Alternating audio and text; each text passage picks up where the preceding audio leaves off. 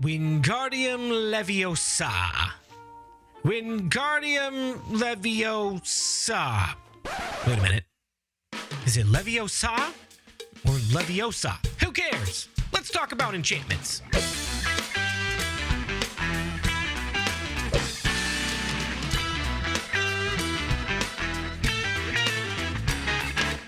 You know what?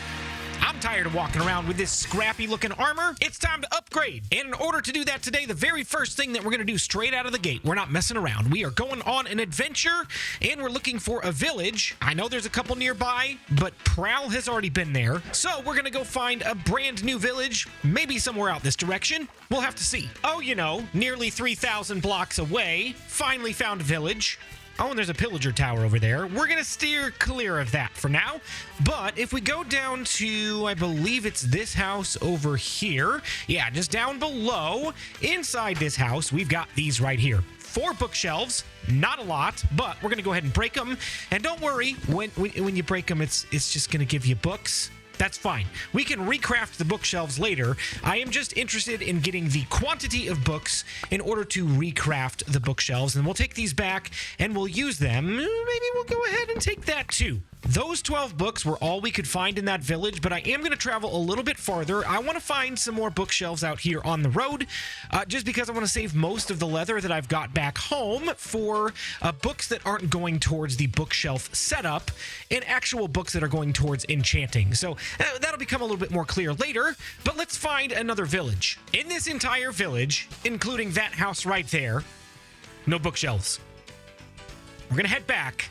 If we find any more villages, I'll stop. But I've gone a huge circle, several thousand blocks in each direction, and it's almost not worth it to find any more at this point because we could breed up some cows, or we could find a wandering trader and show him the door, so to speak. So we'll go back, we'll collect our materials, see what we've got, and then go from there. Also, I don't know if you can tell or not, but I've been fighting a cold the last couple of days, so the voice is riding that struggle bus. If it gives out before the end of this episode, I'll just put subtitles in or something. I don't know. We'll figure it out. But you're going to have to listen to Horse Blue Jay today. No, not an actual horse. Horse, not horse. Get it straight, people.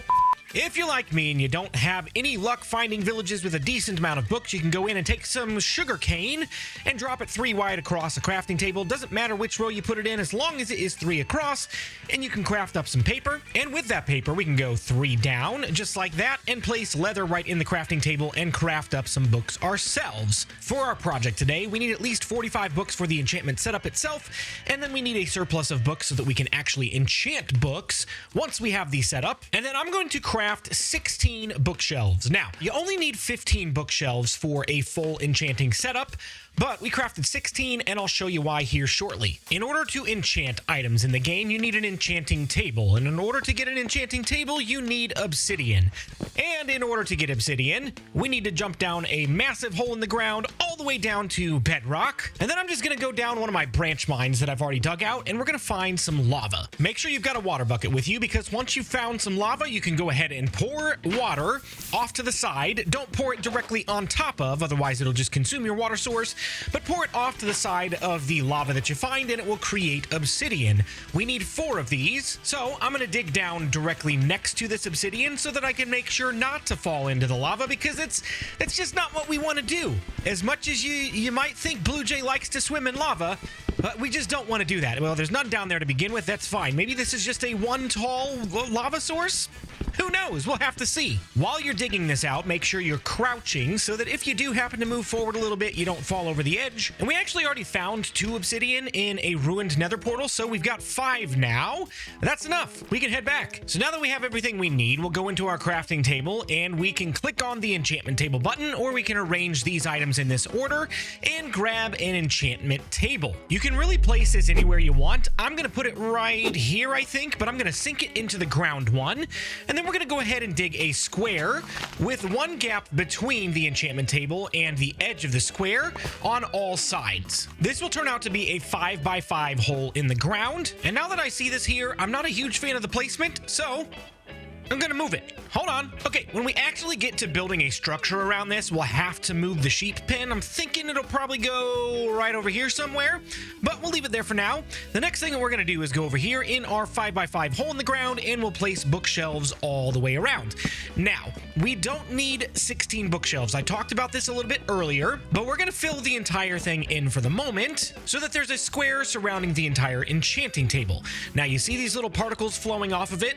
That means it's working. To demonstrate how this works, I'm gonna go ahead and fill this back in. All of these bookshelves are now cut off from the enchantment table, and if we open up the interface, we can see that this has a couple of different slots. The first slot is for a book, a tool, a piece of armor, anything that can be enchanted goes in there. And the second slot is for lapis. You need lapis as the activator for your enchantments, so make sure you have plenty of that before you go to enchant your tools and armor. But what we can do is we can put one book in this first slot, and you'll see that there are a couple of different things. The first thing that you see is a number next to some green dots. The 1, 2, and 3 there will indicate how much this enchantment will cost. Had I not died earlier, I would have had way more points than this, but I've got 45 enchantment points right now. So, knowing that I've got 45 enchantment points available, if I were to enchant this book with the first slot for efficiency 1, then it would take 1 level away down to 44. The next number that you see on the far right of the enchantment slots are the 2, 5, and 6. That is how many enchantment points you have to have in order to access that particular enchantment. So if we put 3 lapis in there, we can pay for any one of these because we have enough enchantment points to pay for it, but we have to have at least 6 enchantment points to even access this third level here. Generally speaking, when you're enchanting things, you want to go for the bottom slot because it will be the most powerful enchantments that you can get. But here's how we improve this even more. If we take one of these dirt blocks away, it opens up this bookshelf to access the enchantment table.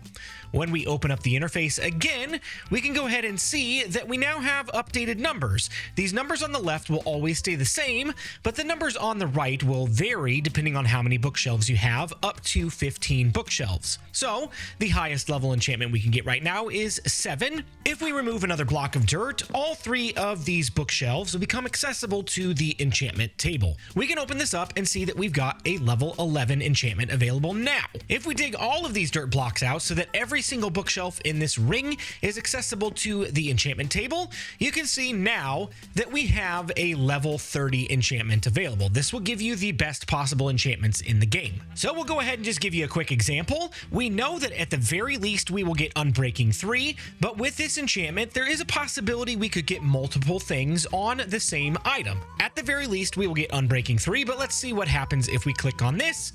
We get Unbreaking 3. Honestly, that's not a bad book to have. We'll take it. Then, if you put another book in the slot and we load it up with 3 more lapis, we've got the option of fire protection now. It doesn't matter if you swap out books, it's always going to be the same thing for that particular item. But if we were to put something different in the enchantment table, like a pickaxe, now we have another option. We've got Unbreaking 3 again that is going to be enchanted on this pickaxe with the possibility of a couple others. I'm not going to enchant this pickaxe just yet because it's already pretty well used, but I'm going to go ahead and craft up a full set of diamond tools and armor, and then we'll get to enchanting and seeing what we can get. As we get into the enchanting part of today's episode, I just want to clarify one thing, that we are not actually going to talk about every single enchantment in the game because there are a lot. But I'm going to talk about the ones that I think are important and the ones that you should be trying to get the most. So I've got a full set of diamond tools and armor now, and we're just going to go through one by one to see what is available on each. Thorns, not really interested. Thorns again, Deathstrider. That's actually one we're pretty interested in. We'll go ahead and get Deathstrider and toss it on the boots. And that's it, only Deathstrider. Not the best set of boots, but I do want to talk to you a little bit about Deathstrider and what it does. If we go over here to the ocean, once we start bobbing in the water, you can see that we go along at a decent pace. But if you throw on a pair of boots that have Deathstrider, you're instantly going to see that you're going a lot faster in the water. Deathstrider is fantastic to have because you can zip around through the water. It just makes navigating water a whole lot easier, and once you have them on your boots, you're going to notice it when it's not there. When we go back into the enchantment interface, we can go ahead and throw the helmet back in and see Protection 4. That's actually pretty good. We'll keep that for a second. Fire Protection might be good, and Fire Protection again. For now, I'm going to go after just the generic protection, and we'll toss 3 more lapis in the inventory inventory, and we're not lucking out. We're only getting single enchantments. The chest plate and the pants both have fire protection still on them, so we're gonna move over to the tools for a second. Unbreaking 3, not a bad thing to have on the pickaxe. Unbreaking 3, Bane of Arthropods, no thank you. Unless we're going after spiders, that enchantment is not super helpful. And Smite 4, that actually might be pretty good to have, but because Unbreaking 3 is a little bit more rare, we're gonna take the Unbreaking 3 option for now and hope that we get something else. Hey, that's perfect. This is the ideal pickaxe early game. We're missing a couple of things, but those will come in time. Fortune 3, Unbreaking 3, Efficiency 4. We'll talk a little bit about each of these here in some detail. Ow. Death counter still at 1. Don't worry. Here's a quick example of how Fortune works. If we go over to this coal block and mine it with a regular pickaxe, 1 coal. Let's do that again. And there's another coal. So we got 2. Let's toss this aside so we don't get it mixed up. And we'll take our Fortune pickaxe. With Fortune 3, we have a chance to get higher numbers of drops out of things like ores. So if we go over here, boom, we got 4 out of that single ore. Then if we do a second one, we got 4 more. So 2 coal compared to 8 coal out of 2 ores. Yeah, it's a no-brainer. Fortune 3, absolutely a must-have. Fortune will also work on things like crops, so check that out. 6 potatoes compared to 3 potatoes. We're gonna get a whole lot more bang for our buck using enchantments like Fortune. Let's talk about these other 2 enchantments on here for just a moment. We've got Unbreaking 3. Unbreaking 3 will allow your tool to last a lot longer. For example, if we were to go in here and start mining some of this area out, every time we swing this pickaxe, there is a chance that the tool will not lose a point of durability based on the Unbreaking 3 enchantment. If it triggers the Unbreaking 3 enchantment, it will not reduce the durability of the tool for that particular swing. Same thing applies for a shovel or an axe or a bow and arrow. Anything that can apply the Unbreaking enchantment will generally last a lot longer than if you didn't have Unbreaking to begin with. As for Efficiency 4, if we go over here with our unenchanted pick and we mine that up, with a diamond pickaxe, it's honestly pretty quick. Not bad. But with Efficiency 4, look how much faster it is. It's almost an insta-mine. Efficiency 4 can actually be upgraded to Efficiency 5, but it cannot be acquired directly through the enchantment table. If we have 2 pickaxes with Efficiency 4, we can combine them together to get Efficiency 5, or if we have a book with Efficiency 4 on it, we can combine that with a tool to get Efficiency 5. There's a couple of different ways to do it. Just know you're not going to get it from the enchantment table. I just pulled a shovel with Unbreaking 3 and Efficiency 4 on it. That's not terrible. I kind of wish it had Fortune or Silk Touch on there, but we'll go ahead and keep it for now. Sharpness 4 on the axe is not bad.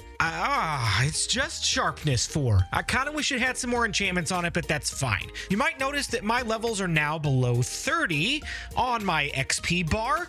So if we toss our lapis in and our chest plate in, we're not going to be able to access this level 30 enchantment. How do you fix this? Well, for now, we've got a really good method. In the previous episode, I set up this smoker and I've been running it relatively constantly since then. I've already emptied this barrel out and it had about 2 rows of baked potatoes in it, and we've already started another row and we're cooking some more as we speak.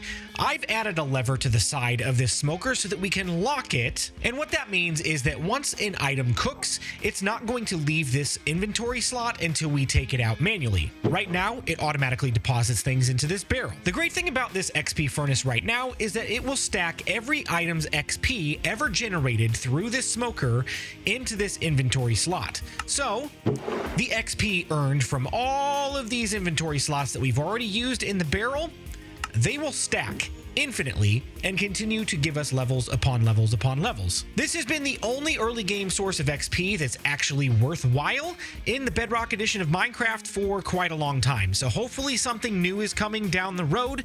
But unfortunately, from what I understand, this bug, because it is a bug, is going to get patched very soon, maybe even by the time this video is out. So don't get used to it, but if it's not patched yet, be sure to take advantage of it while it still works.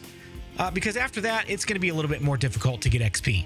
at least in the early game. So if we lock the smoker, we can go ahead and take this baked potato out. You see we've got 26 levels. Once we grab it, it's going to boost us on up to 30. That's fantastic. We'll wait here and grab another one, and it'll boost us on up to 33. We'll grab another one, it'll boost us on up to 36, and so on and so forth. We can unlock this again so that it'll start storing them in our chest, and we can actually just take these out. It's not a big deal. You don't have to leave them in the barrel. We'll take them out and we'll store them in our food supply, and then we can keep enchanting. Projectile Protection 4, Projectile Protection 4, Sharpness 4, things I really don't want on any of those items. What do you do in that case? Well, grab a book. If you don't like the enchantment, you can go down here. Okay, Protection 3, still not great. What I would do in this instance is just go ahead and grab a Throwaway Enchantment. So, Impaling 1, we'll go ahead and grab that. There's nothing else on that book. We can go over here, and I've pre-crafted a grindstone. Grindstones are great. We can take our grindstone, toss that book back in there, disenchant it, and then we can go re-enchant some things again. Now, that has cleared the previous things that were on here, so Projectile Protection 4. What? How did we get so unlucky? Sharpness 3, no. We'll do it again. Fire Protection 3, Fire Protection 3, Smite 4. That's the one we're going to go for. We'll go ahead and grab 3 Lapis, and we'll enchant Smite 4 on our sword, along with Unbreaking 3. That's great. The less we have to rely on books for Unbreaking 3, the better. If we can get them naturally on the tools, that's actually one of the harder enchantments to get, or at least it used to be. I don't know if that's the case anymore. Correct me if I'm wrong. So that's the basic early game enchantment process. It's not very exciting. The exciting part about it is getting the enchantments themselves. So I'm going to continue repeating this process over and over. Then once we have something that we want to talk about, we'll come back, we'll cover some more enchantments, and we'll make some suggestions on what you should get on your tools and armor. Every once in a while, we'll run into a situation where we've got multiple items that have all of the enchantments we want, but they're all split up. So we can go to our anvil, and I think the best solution is to first combine the books. So the enchantments we're looking for here are Aqua Affinity 1, Unbreaking 3, and on this book we've got Respiration 3. So when we combine these two books, all of the enchantments become available right on the same book. Then what we can do is apply them to the helmet, because the more things that you apply to a helmet or any tool or armor, the more expensive it's going to be. So this will save us a little bit on the cost. When we go to apply this, there are going to be some things that happen here. Flame 1 is one of these enchantments on this book that actually doesn't apply to a helmet. So it's just going to skip that enchantment entirely. It'll just go away. But the great thing is we'll come away with a fantastic helmet with Protection 4, Aqua Affinity, Respiration 3, and Unbreaking 3. This is a great helmet to use in the overworld and just in your general everyday use. Again, I'm going to go ahead and compile a full set of decked out gear, and then we'll talk about some of the enchantments that we've missed earlier on. Okay, I think we're all set. Let's start with our armor set. We've got on our helmet Protection 4, Aqua Affinity, Respiration 3, and Unbreaking 3. Now, we've already talked about Unbreaking, and we have that on every single piece of armor. Basically, anytime you take a hit or you take fall damage or anything that could potentially damage your armor, there is a chance that the Unbreaking 3 enchantment will go off and save your armor. Works exactly the same as the tools. We also have Aqua Affinity. Aqua Affinity will allow you to dig faster underwater. So if we take the helmet off, we'll go ahead and dig, and you see it takes a while to get through that piece of dirt. If we toss the helmet back on, we'll go ahead and dig through the dirt, and it's so much faster. This will make the process of mining underwater so much easier. You also might notice that Respiration 3 is on there, and it's exactly what it sounds like. If we take it off, you see those air bubbles, they start depleting very quickly, and if we go up and we replenish them back to full, we'll toss the helmet on, we'll go back under the water, and air bubbles, they stay a lot longer. Now, it's not underwater breathing. They will eventually run out. You can see it just popped the first bubble, but you can last a whole lot longer underwater if you have Respiration enchanted on your helmet. Definitely a must-have in the overworld. Oh no! I just realized I disenchanted my boots to get Feather Falling 4, Protection 4, Unbreaking 3, but I took Deathstrider off. We'll get it back, don't worry. We've already talked about it. Deathstrider takes you through the water a lot quicker, but Feather Falling 4, this would have been really helpful last episode, because Feather Falling 4, it would take away some of the damage that you would incur from dropping from a high place. So, if we drop from here, check it out. Half a heart damage. We would have taken a whole lot more than that without those boots on, but we're not going to try it because I'm not aiming to get a second death. Not today. And then protection for Unbreaking 3 on the other two pieces, along with the helmet and the boots.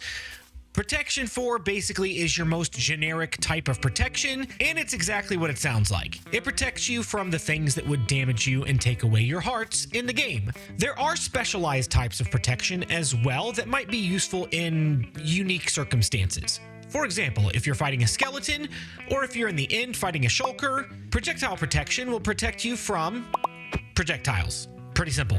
Fire protection, same thing. Gonna protect you from fire, gonna protect you from lava, and they work exactly the same way as respiration. They don't make you immune to those things, but they lessen the damage effect that you would take in the instance that you would come into contact with a projectile or fire. There's also blast protection, which will protect you from things that explode.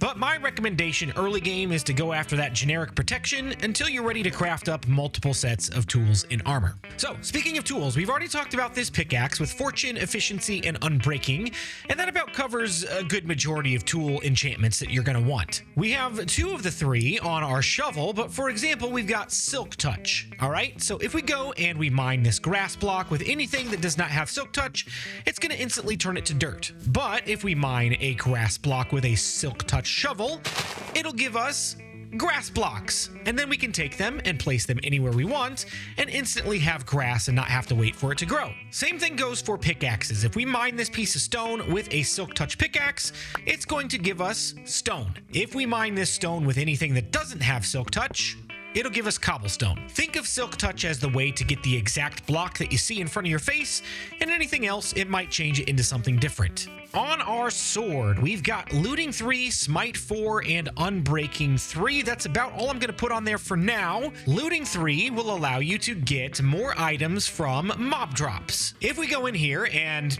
use this cow for example,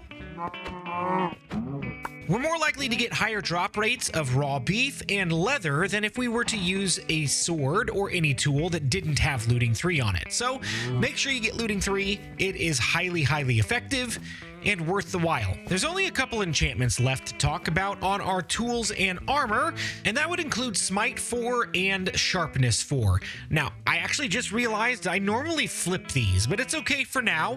As long as you have one or the other on the opposite tool, you're gonna be fine.